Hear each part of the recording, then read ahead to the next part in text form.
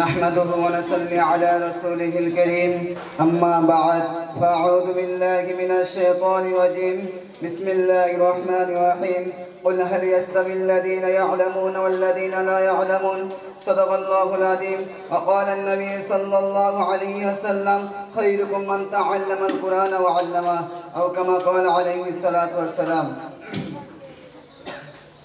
যাবতীয় উপাসনা আরাধনা সমুদয় প্রশংসা নিবেদিত হোক সেই বিশ্ব নিয়ন্ত্রণার প্রতি যিনি মহিয়ান গণিয়ান সর্বশক্তিমান অনন্ত অসীম দয়ালুবান সমগ্র সৃষ্টি বিচার করে গুণগান যার বিনা অনুমতি চন্দ্র সূর্য তারকা জীবিত হয় না অস্ত যায় না ভক্তি হলাসা সহিত তার করে প্রশংসা হামদ সানা সকলে সমবেত কণ্ঠে বলি আলহামদুলিল্লাহ।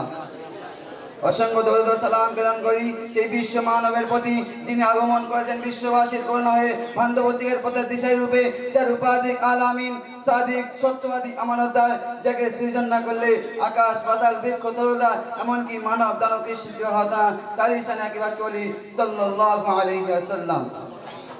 অতঃপর জানে আজ এই মোহিত অনুষ্ঠানে যথাযোগ্য সভাপতি মহাশয়, বিচক্ষণ বিচারক মণ্ডলী, আসাদিয়ায়ে কেরাম, আমার সামনে বরিষ্ঠ জামিয়া হাক্কানিয়া দারুস সাদিয়া সিদ্দিকা মাদ্রাসা তলাবিন্দ, সকলকে আমার অন্তঃস্থলে সালাম মোবারক জানিয়ে আজ আমার বক্তব্যের বিষয়বস্তু হলো ইলমে দ্বীনের গুরুত্ব ফজিলত।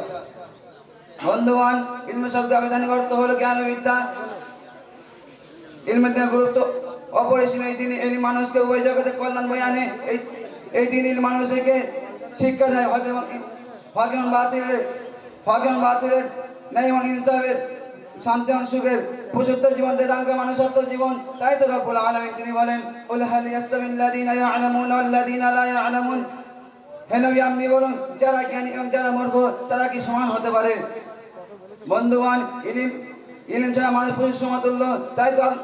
তাই তো নবী করিম সাল্লাল্লাহু আলাইহি ওয়াসাল্লাম সোনার জমানে বলেছেন ওয়া ইউরিদুল্লাহু বিখাইরি ইউফাক্কিহু ফিদ্দীন। আল্লাহ সুবহানাহু ওয়া তাআলা যাকে কল্যাণ চান তাকে এই দ্বীনে ইলম দান করেন।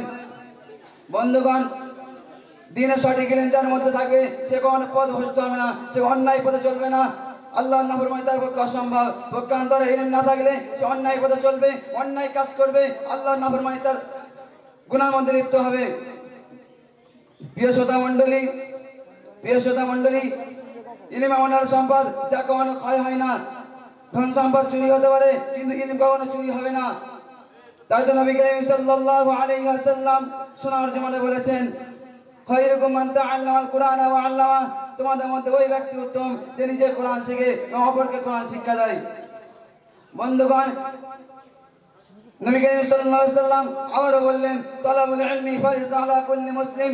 প্রত্যেকটা মুসলমান নর এবং নারীর জন্য ইলম অর্জন করা ফরজ। বন্ধুগণ, এখানে দ্বীনে ইলম গুরুত্ব সম্পর্কে বলে শেষ হবে না। আজ আমরা ইলমে দ্বীন হতে অনেক দূরে আছি, কিন্তু আমাদের আকাবেরা তারা ইলম অর্জন করার জন্য কত কষ্ট, কত মুজাহিদা করেছেন।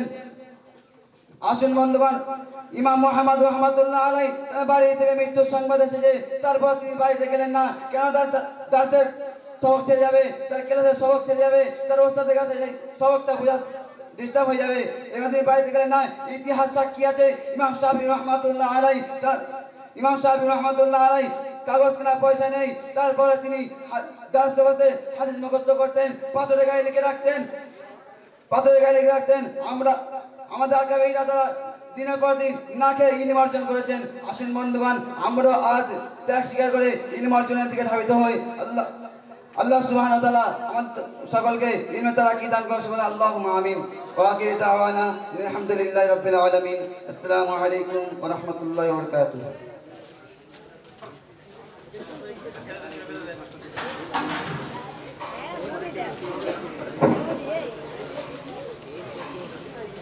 এখন আমরা ছাত্রদের পক্ষ থেকে, আঞ্জুমান ইসলাহুল বায়ানের পক্ষ থেকে আবেদন করছি জনাব মাওলানা মাহবুবুর রহমান সাহেব দামাত বরকাতুহুম তিনি আসবেন এবং তার জ্ঞানভাণ্ডার হতে কোরআন হাদিসের জ্ঞান বাদল ধারণ নয় বর্ষণ করে আমাদের কৃষ্ণার্থ হৃদয়টাকে তৃপ্তি করে যাবেন।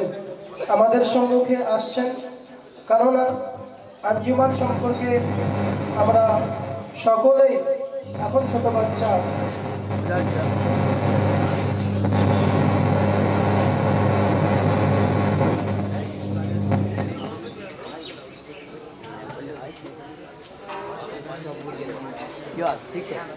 আমাদের সম্মুখে কথা রাখছেন আমাদের মাথার